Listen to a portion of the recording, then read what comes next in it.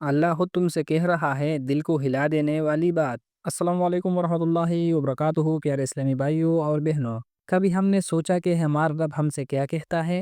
قرآن اللہ کا وہ کلام ہے جس میں رب خود بندے سے گفتگو کرتا ہے۔ آج کی اس ویڈیو میں ہم آپ کو چند ایسی آیاتیں سنائیں گے جیسے اللہ تعالیٰ خود بندے کو بلا رہا ہو، سمجھا رہا ہو، پیار کر رہا ہو اور خبردار بھی کر رہا ہو۔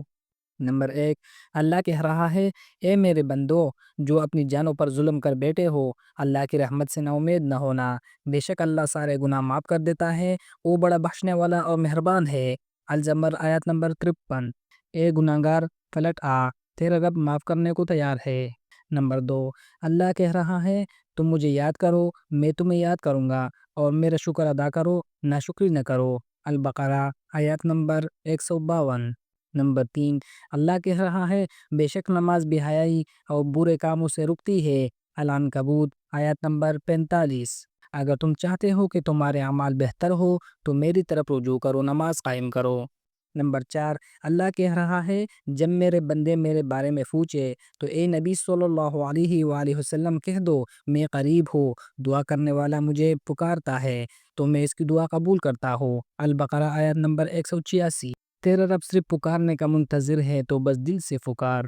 نمبر پانچ، اللہ کہہ رہا ہے: جو لوگ میری راہ میں چلتے ہیں ہم ان کے لیے اپنے راستے آسان کر دیتے ہیں۔ العنکبوت آیت نمبر 69۔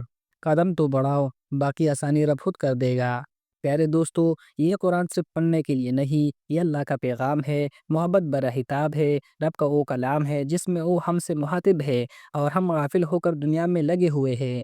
آئیے آج سے قرآن کو صرف پڑھے نہیں، سنیں، سمجھے اور اس پر عمل کریں۔